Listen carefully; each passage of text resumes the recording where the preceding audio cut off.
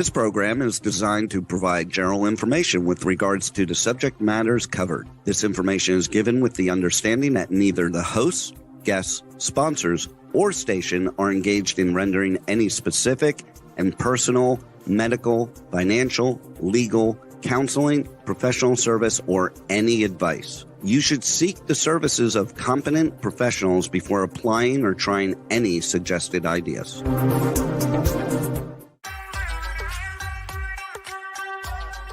Books, PD products, science, fashion, and glam talk. From Bollywood to Hollywood, it's Meet and Greet with Dr. Afshan Hashmi. Every Thursday at 6 p.m. Eastern Time. Right here on K4HD Radio and Talk4 TV. And here's your host, international speaker, educator, award-winning entrepreneur, and best-selling author, Dr. Afshan Hashmi.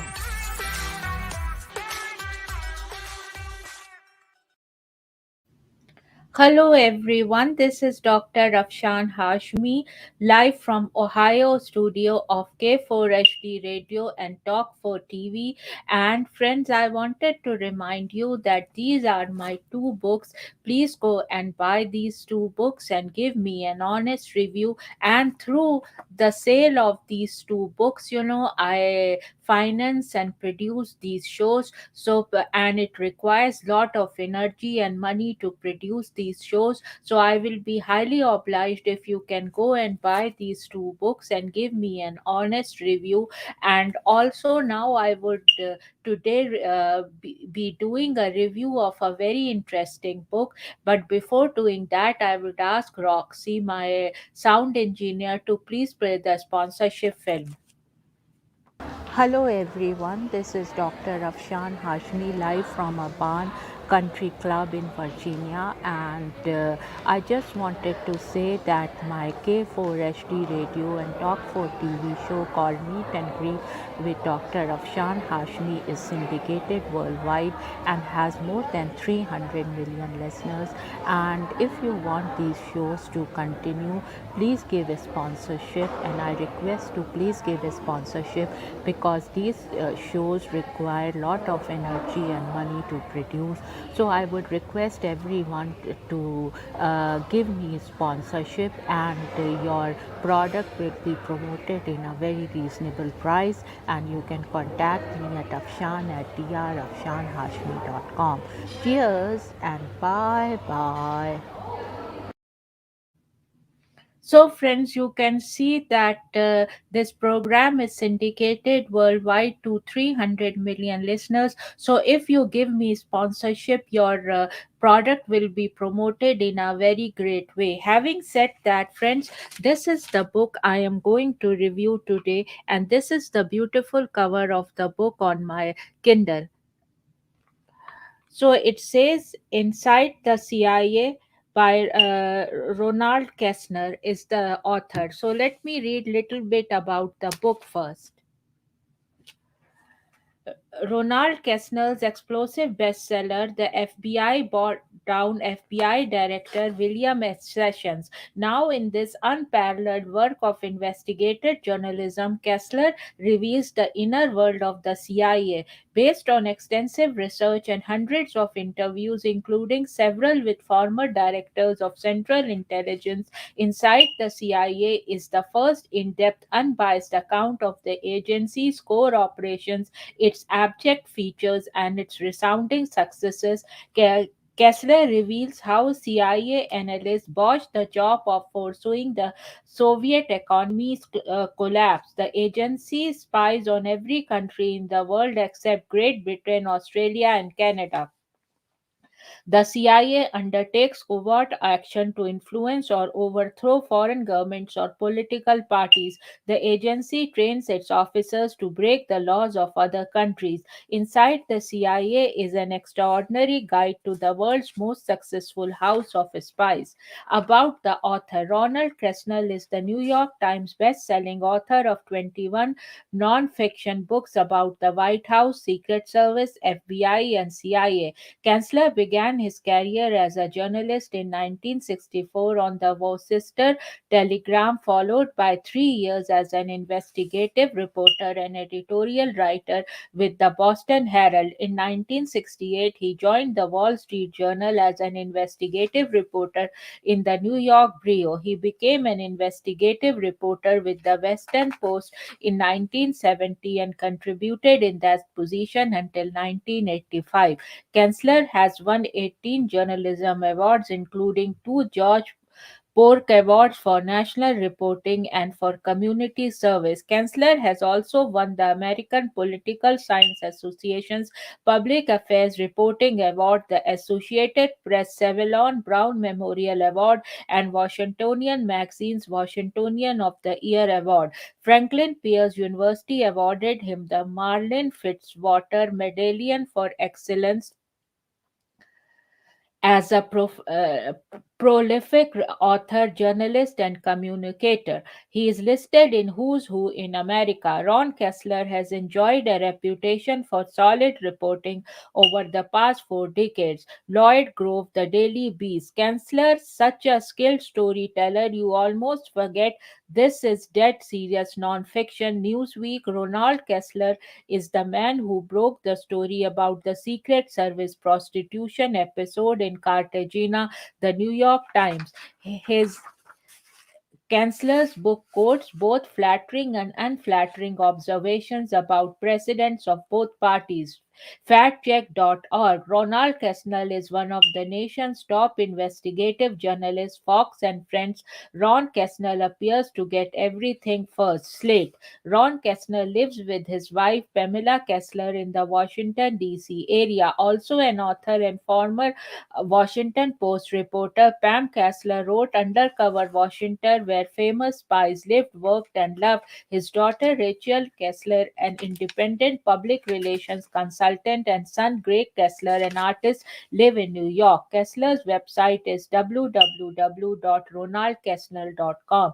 Editorial reviews about the author. Ronald Kessler is an award winning journalist and best selling author of more than 20 books, including Escape from the CIA, Inside Congress, and Inside the White House. He lives with his wife in Potomac, Maryland. From Publishers Weekly, Kessler escaped from the CIA, who is the first journalist to be accorded the full cooperation of the CIA. Here reveals more about the agency's structure, policies, and key personnel than any previous writer has. He defines the missions of the agency's five components: the director and the directorates of operations, science and technology, intelligence, and administration. Kessler explores such diverse subjects as the agency's employment policies. The CIA, he maintains, prefers aggressive, manipulative recruits willing to lie and to break the laws of foreign countries. The director's daily presidential briefing, the CIA's counter narcotics efforts, the physical plant itself. The CIA compound is indeed a spooky place, and the agencies struggle to create a viable public relations policy. As to the agency's mandate, given the diminution of the Soviet threat, Kessler reports that the CIA is intensifying its effort to track nuclear proliferation, international drug trafficking, and terrorism. A largely objective, even handed, highly informative survey from Library Journal, multiple prize winning reporter and best selling author Kessler, whose books on the FBI, he's written a number of critiques of federal institutions.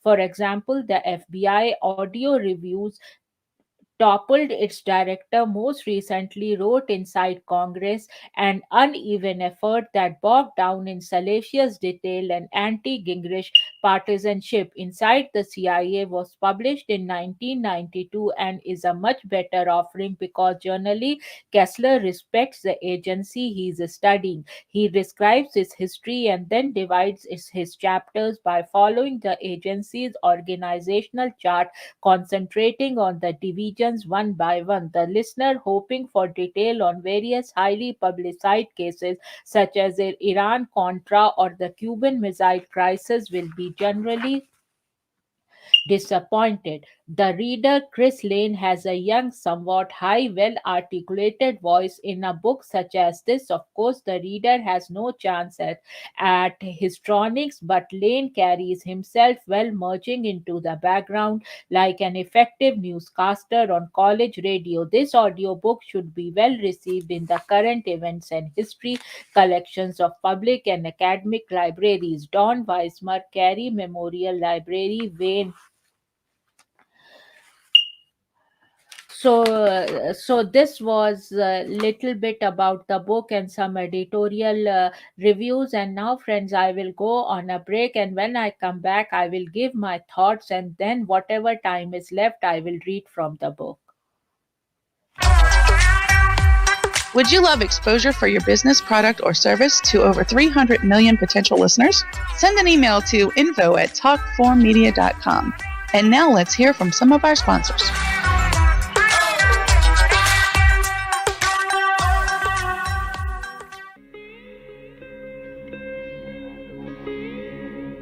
Chapter 2: How Jugaad leads to multi-sector success stories in India, including definitions of the Jugaad management principle business model.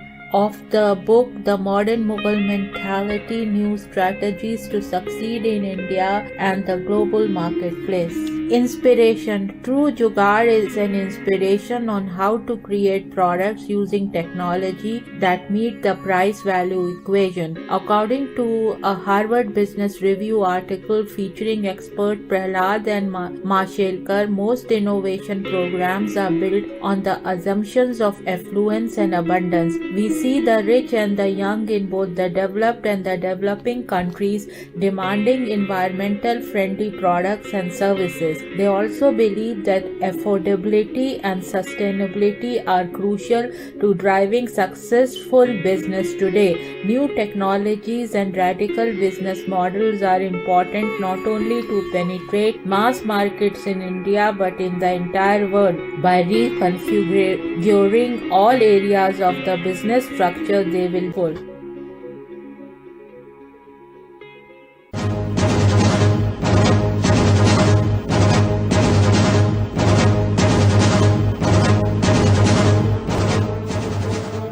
A monstrous infection is spreading worldwide. OMG, is this a simple infection or a deliberate attempt to ruin the human population? Or maybe it's bioterrorism. What is this global infection and who is spreading it? Help us find out. Go to Amazon and search for The Outbreak of a Monstrous Infection. The human race needs your help to make this go viral. Go to Amazon.com and read The Outbreak of a Monstrous Infection to find out what happens next. Go now! The world is depending on you.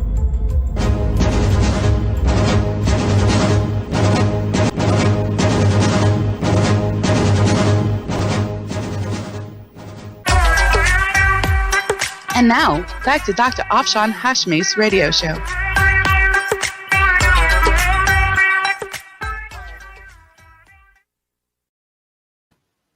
Friends, I just wanted to remind you that these are my two books and they are Amazon bestsellers. So please go and buy these two books and give me an honest review. And through the sale of these books, I finance and produce these shows, and it requires a lot of money and energy to produce these kind of shows. Having said that, friends, please give me sponsorship. And now I will request Roxy, my sound engineer, to please play the second sponsorship film.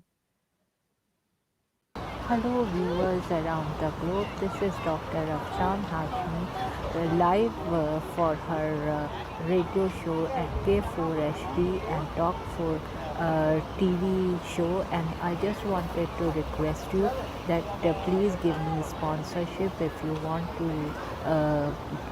want this show to continue. Having said that, friends, I will see you in another episode of K4HD Radio plus Talk 4 TV show, and if you give me sponsorship, I will give you very reasonable price, and also you will get lot of promotion as this show is syndicated worldwide to more than 300 million listeners. Cheers and bye bye.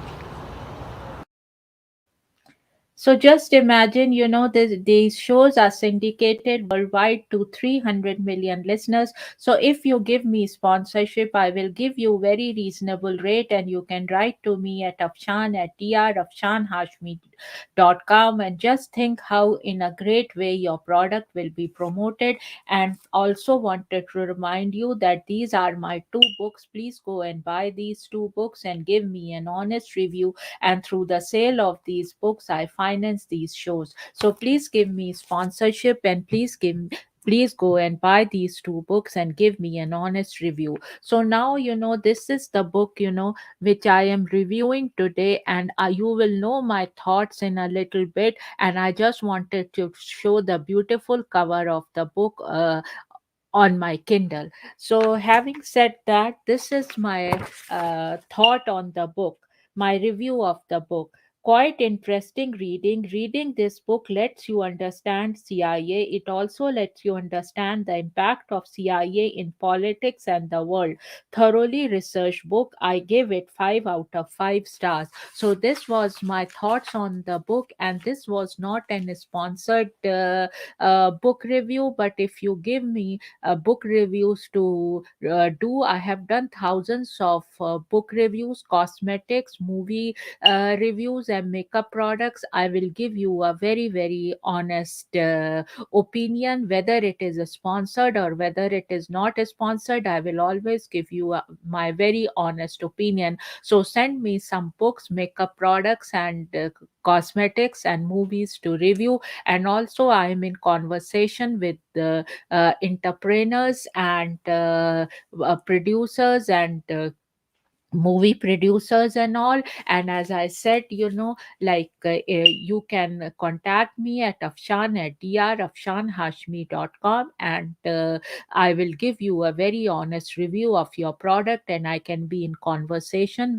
with you on this show, and I can invite you in this show. And these are my two books. Please go and buy these two books and give me an honest review. And this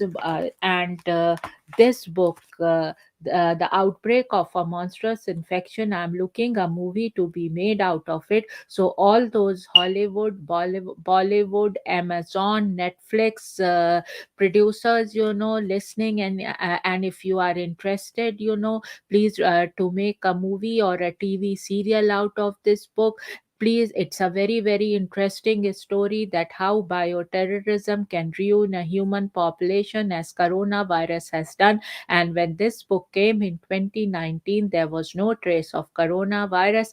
And so, in a very unique story, bioterrorism is being educated to people. So, if you are interested in making a movie or a TV serial, please contact me at afshan at drafshanhashmi.com. Having said that, friends, now I will be reading from this book, which I have already reviewed, and it is on my Kindle.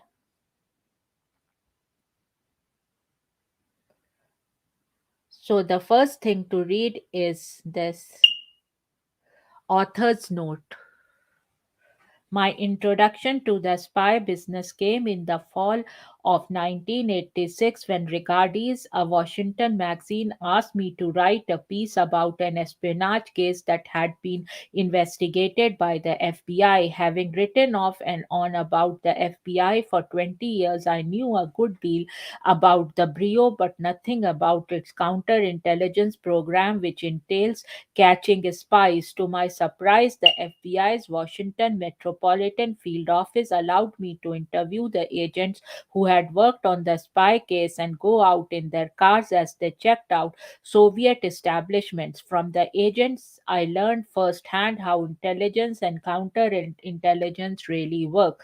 The world of spies was entirely different from anything I had encountered. It was not at all like the portrait that emerges from most spy novels. While just as exotic, it was governed by rules understood by both sides. Unlike or drug cases, intelligence cases were pursued by the superpowers of the world, not by punk drug dealers. I expanded the magazine piece into Spy versus Spy, a book about the FBI's counterintelligence program.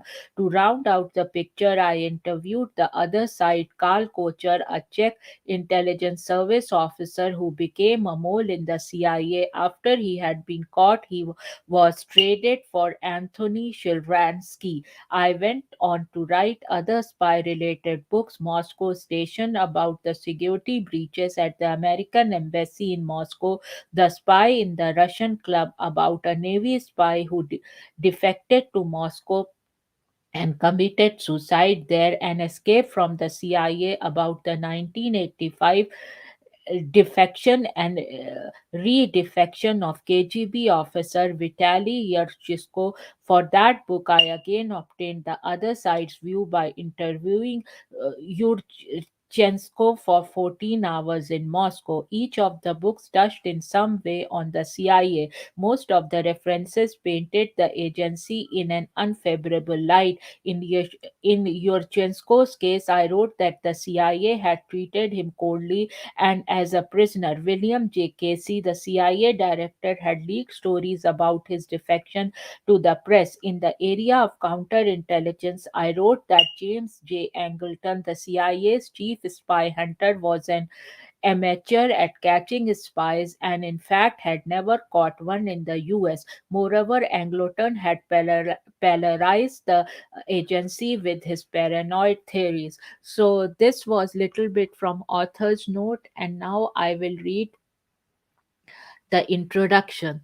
And here I go, little bit from the introduction I'm reading now. For William H. Webster, the day began routinely enough. A heavily armed Central Intelligence Agency car equipped with three telephones picked him up at his home in Bethesda, Maryland, and drove him to the White House. Just before 8 a.m., he met with President Bush to present the President's Daily Brief, a top secret document that contains the most sensitive secrets in Washington. At 8:30 a.m., Webster arrived at Langley in McLean, Virginia, taking his private elevator to his seventh floor suite of gray carpeted offices. At 10 a.m., Webster met with John L. Hergenson, the Central Intelligence Agency's Deputy Director for Intelligence. It was Hergelson's job to make sense of all the agency's report, from human spies, billion-dollar satellites, and eavesdroppers on communications, and to predict the most likely course of events. This was one of their regular meetings, but they spent most of their time talking about the Iraqi threat to Kuwait. Helgerson warned that based on the latest information, Saddam Hussein would most likely invade Kuwait within a matter of days. The only question was how much of Kuwait he would take and whether he would go on to invade Saudi Arabia. So this was little bit from the introduction.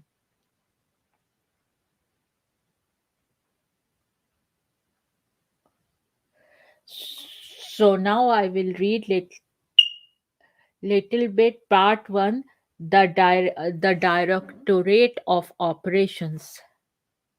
The real CIA. When most people think of the CIA, they think of the Directorate of Operations, the spy side of the house that is also known as the clandestine service, consisting of some 5,000 of the CIA's 22,000 full time employees. The Directorate of Operations is the most secretive CIA component and the proudest, and one that takes the greatest risk, and the one that gets the CIA into the most trouble. Given its mission, this is understandable.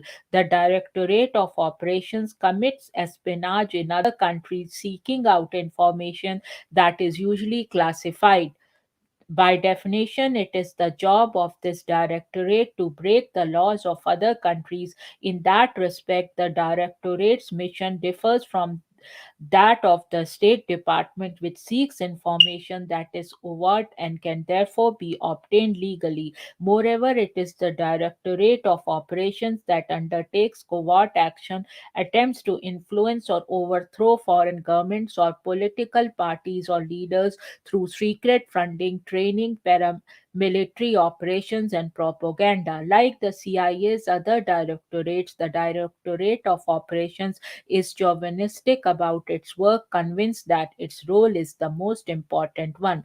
The covert side is the real CIA. A former CIA operations officer said the DS&T Directorate of Science and Technology people are relatively new and work in research. The DI Directorate of Intelligence people are paper pushers.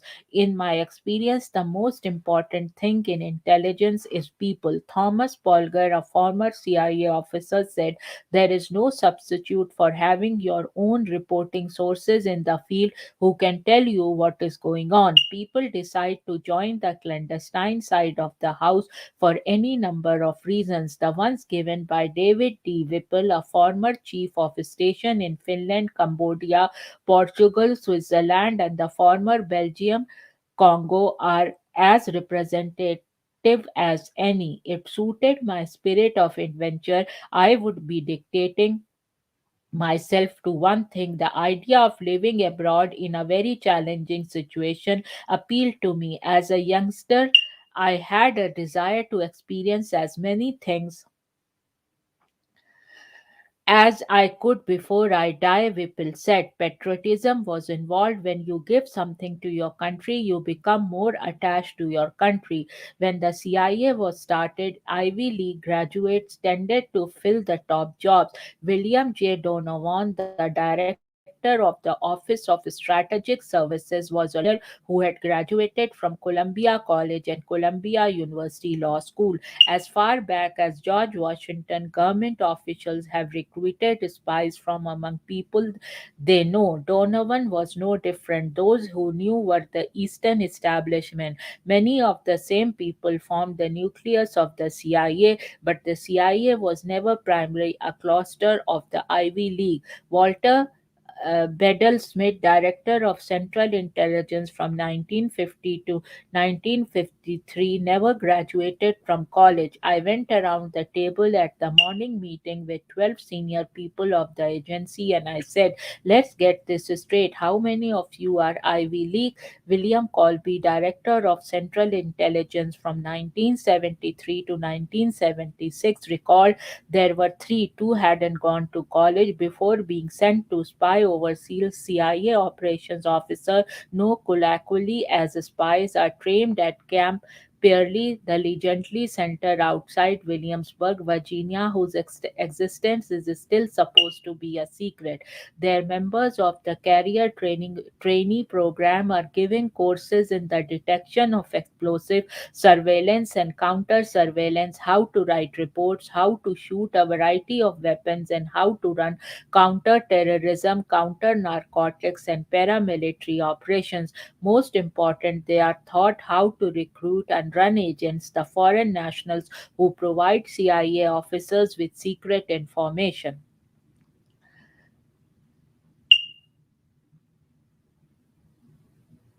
So now I this is the second chapter, Biknis. When the Chinese Communists and the Soviets each decided to open new missions in Asia, the Directorate of Operations assigned Howard T. Bain to find a way to bug the new offices. Bain is as far removed from the original Ivy League image as one can get, standing 5 feet 9.5 inches and weighing 172 pounds. Bain has a florid complexion and a raspy voice. His temper is legendary. He chews tobacco and smokes a cigar.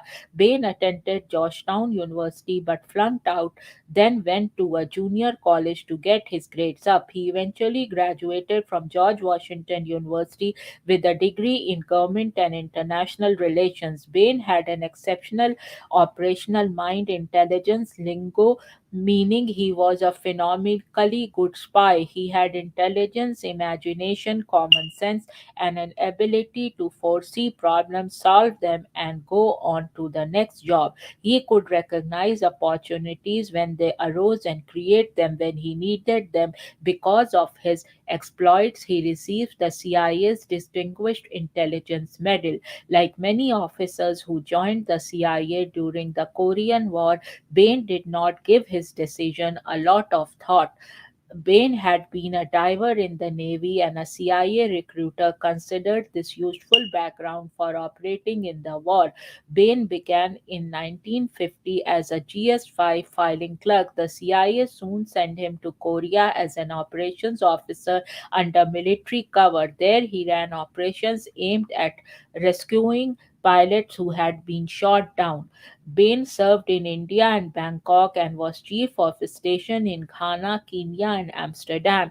Later, he became chief of operations for Africa, special assistant to the CIA's deputy director for operations, and finally, chief of counterterrorism. Not every CIA officer is big on bugging. It takes a tremendous amount of time to plan an operations that can be extremely risky and sometimes yield paltry results. In one infamous effort to install a bug in an embassy in Southeast Asia, the CIA got only the sounds of bird chirping, nor are telephone taps as opposed to bugs that pick up sounds in room particularly useful. Often the local intelligence service helps the CIA by placing wiretaps. They may give an idea of the daily activity of opposing intelligence officers or which ones are vulnerable to recruitment, but they seldom provide much in the way of secrets. Soviets, in particular, tend to be not very gabby, although their vibes may be. With either bugs or wiretaps, the tapes take time to transcribe. Usually, a translator on site gives a rapid assessment of what is being said, but the tapes are sent to Washington for transcription. Yet, for all the trouble, if well placed, a bug known in CIA lingo as an audio operation, an audio op, or technician penetration can do wonders to let the CIA know just what the other side is up to. When he was based in Washington, Bain agreed to try to bug the new missions since the Soviets and Chinese planned to rent or buy existing buildings. The key would be to determine in advance which properties they might acquire. Bain would then try to bug the buildings before the diplomats moved in. So now from little bit from three courtship. The brown brick office building at 6551 Loisdale Court in Springfield, Virginia is hardly the sort of place where James Bond would make his headquarters. With tiny vertical windows, it is the plainest of structures, the lobby decorated with thin slate, blue carpeting, and cheap blonde wood doors known as the Spring Mall building. The structure could not be more inconspicuous or less inviting, which is the point, for it was from this building that the CIA and the FBI recruited the first KGB officer inside the Soviet embassy in Washington. Under the CIA's charter, the agency may not exercise law enforcement or police powers or undertake internal security functions, but that does not mean it cannot operate within the United States. Obviously, in order to operate at all, the CIA must have a headquarters in the US and train people in the US. The CIA's charter does not specifically say the CIA may not gather intelligence in the US. Rather, the history of the legislation makes it clear the CIA may gather intelligence within the United States so long as the target is foreign. That understanding was codified by Executive Order 12333, which President Reagan signed on December 4, 1981. It says the CIA may operate domestically in order to collect significant foreign intelligence so long as the effort does not involve spying on the domestic activities of Americans. So now this was the reading from this book, and how did you like the review? And I highly recommend reading this book. And the book which was reviewed, I will show you the cover of the book again. And this is the cover of the beautiful cover of the book. And now, friends, I will sign off from this episode of my K4 HD radio and Talk for TV, and see you next Thursday at 6 p.m. US Eastern Time. And also, I do W4WN radio and Talk for TV at 7 p.m. US Eastern Time every week, as I do K4 HD radio and Talk for TV at 6 p.m. US Eastern Time every week. Having said that, friends, please give me sponsorship and contact me at afshan@drafshanhashmi.com. Cheers and bye bye. You've been listening to Meet and Greet with Dr. Afshan Hashmi on K4HD Radio and Talk4 TV. Tune in live right here every Thursday at 6 p.m. Eastern Time. Would you love exposure to your business, product, or service to over 300 million potential listeners? Send an email to info@talk4media.com. And remember, if you missed any part of this show or want to hear it again, find our featured show on iHeartRadio or YouTube, where all past episodes are available on demand 24/7. See you next Thursday at 6 p.m. Eastern Time, right here on K4HD and Talk4 TV.